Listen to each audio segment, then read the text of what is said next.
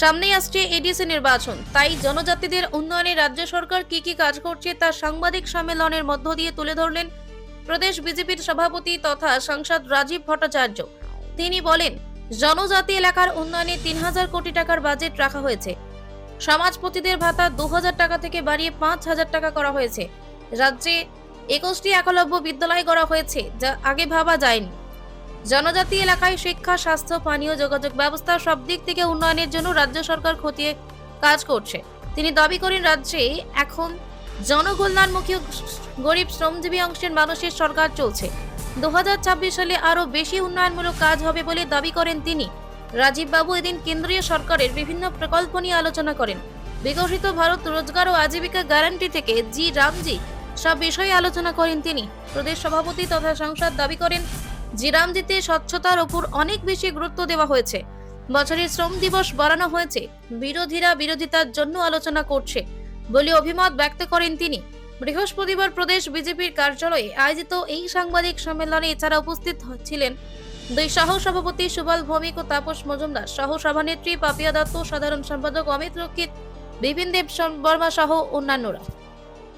দেশের যশস্বী প্রধানমন্ত্রী নরেন্দ্র মোদীজিকে এই আজকের এই শুভ দিনে 2026 আপনাদের মাধ্যমে আমরা পুরো টিম ভারতীয় জনতা পার্টির যারা অফিস বেয়ারার পুরো টিমের পক্ষ থেকে দেশের যশস্বী প্রধানমন্ত্রী নরেন্দ্র মোদীজিকে অনেক অনেক শুভেচ্ছা এবং অনেক অনেক অভিনন্দন জানাচ্ছি। তার পাশাপাশি আমাদের রাজ্যের সরকার, এই রাজ্যে আমাদের ডাবল ইঞ্জিনের সরকার, আমাদের ভারতীয় জনতা পার্টির নেতৃত্বে আমাদের মাননীয় মুখ্যমন্ত্রী প্রফেসর ডক্টর মানিক সাহাজির নেতৃত্বে সরকার, আমাদের যে মূল লক্ষ্য সে সমাজের অন্তিম ব্যক্তি পর্যন্ত পৌঁছে যাওয়া। আর আমাদের কাছে আমাদের সরকারের মূল লক্ষ্য এই রাজ্যের মহিলা, এই রাজ্যের যুবক, এই রাজ্যের কৃষক, এই রাজ্যের আমাদের শ্রমিক, গরিব, মেহনতি মানুষ থেকে শুরু করে আমাদের সবচেয়ে বড় জিনিস যেটা ত্রিপুরা রাজ্যে একটা জনজাতি অংশের মেজর পোরশন, প্রায় 30% উপর জনজাতি অংশের মানুষ সেখানে আমাদের ত্রিপুরা রাজ্যে বসবাস করে।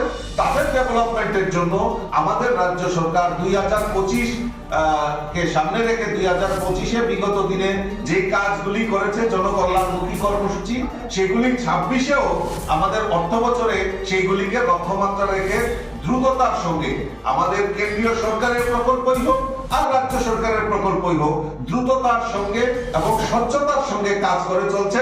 তাই ভারতীয় জনতা পার্টির এই পুরো টিমের তরফ থেকে আমাদের রাজ্যের সরকার এবং রাজ্যের মাননীয় মুখ্যমন্ত্রী প্রফেসর ডক্টর মানিক সাহা জিকেও আমরা এই ইংরেজি নববর্ষের অনেক অনেক শুভেচ্ছা আমরা জানাচ্ছি। আমি স্কিমগুলি দুই একটা আপনাদের সামনে তুলে ধরছি। যেরকম আমাদের মুখ্যমন্ত্রী ট্রাইবাল ডেভেলপমেন্ট মিশন, মুখ্যমন্ত্রী মডেল ভিলেজ স্কিম, মুখ্যমন্ত্রী মৎস্য বিকাশ যোজনা, মুখ্যমন্ত্রী integrated crop management program, development of horticulture, মুখ্যমন্ত্রী প্রাণী সম্পদ বিকাশ যোজনা এবং বিভিন্ন মুখ্যমন্ত্রী সামাজিক সহায়তা প্রকল্প, মুখ্যমন্ত্রী স্পোর্টস ডেভেলপমেন্ট স্কিম, এইরকম আমি যদি পড়তে থাকি অনেক। এই 2025-26 অর্থ বছরকে সামনে রেখে জনকল্যাণমুখী কর্মসূচিগুলি বাস্তবায়নের জন্য আমাদের সরকার কাজ করছে। তার মধ্যে উল্লেখযোগ্য, আপনারা জানেন যে আমাদের সরকার মহিলাদের ক্ষমতায়নের জন্য আমাদের সরকার বদ্ধপরিকর। সবচেয়ে বেশি আমাদের যে দেশের প্রধানমন্ত্রীও বলছেন যে আত্মনির্ভর ভারত আর আত্মনির্ভর মহিলা, তৎসঙ্গে আমাদের এই ত্রিপুরা রাজ্যেও আত্মনির্ভর ত্রিপুরা, আত্মনির্ভর মহিলা, এই মহিলা সশক্তিকরণ করার জন্য, মহিলাদের এম্পাওয়ারমেন্ট করার জন্য আমাদের সরকার বিভিন্ন পরিকল্পনা নিয়েছেন। তার মধ্যে সবচেয়ে যেটা রাজ্য সরকার মহিলাদের সশক্তিকরণের উপর বিশেষ গুরুত্ব দিয়েছে। মহিলাদের অধিকারকে সুরক্ষার প্রশ্নে তাদের অর্থনৈতিক অগ্রগতি প্রাধান্য দেওয়া হয়েছে। ইতিমধ্যে লাখপতি দিদি, ড্রোন দিদি এবং বিভিন্ন ভাবে মহিলাদের কিভাবে আত্মনির্ভর করা যায় সেই প্রকল্প নিয়ে আমাদের সরকার কাজ করছে। প্রকল্পগুলির মধ্যে হলো মুখ্যমন্ত্রী বালিকা সমৃদ্ধি যোজনা, যেখানে বিপিএল পরিবারে কোনো কন্যা সন্তানের জন্ম হলে রাজ্য সরকার সেই নবজাতক কন্যা সন্তানের জন্য নামে 50,000 টাকা বন্ড করবে। 18 বছর হলে সেই কন্যা সন্তান 10 লক্ষ টাকা পাবে। সেখানে তার জন্য ব্যবস্থা আমাদের রাজ্য সরকার রেখেছে।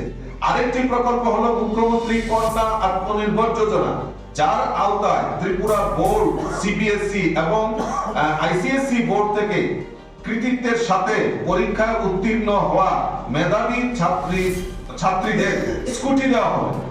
এরকম আমার কাছে অনেক জিনিস রয়েছে।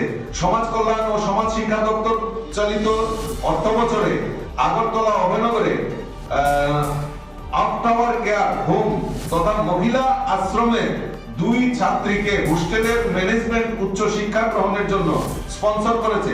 প্রথম বর্ষের কোর্স ফি বাবদ দেওয়া হয়েছে 3,12,000 টাকা।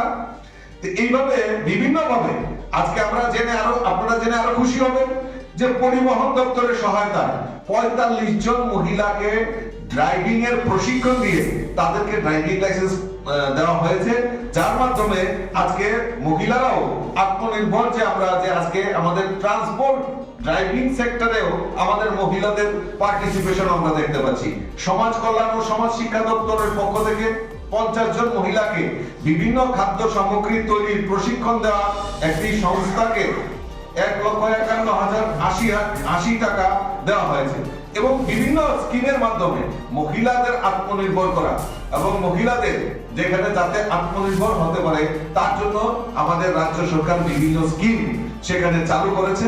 শুধু মহিলা নয়, যুবকদের আত্মনির্ভরের ক্ষেত্রে, কর্মসংস্থানের ক্ষেত্রে একটা ব্যাপক যে আমরা দেখলাম যে ট্রান্সপারেন্ট রিক্রুটমেন্ট পলিসি, সেটাকে প্রাধান্য দিয়ে আমাদের সরকার সেখানে কাজ করে চলছে। যার ফলে দেখবেন এত চাকরি দেওয়ার পরেও একটা মামলাও আমাদের হাইকোর্ট বলুন বা সুপ্রিম কোর্ট বলুন কোনো জায়গায় মামলা হয়নি, কারোর চাকরি যায়নি।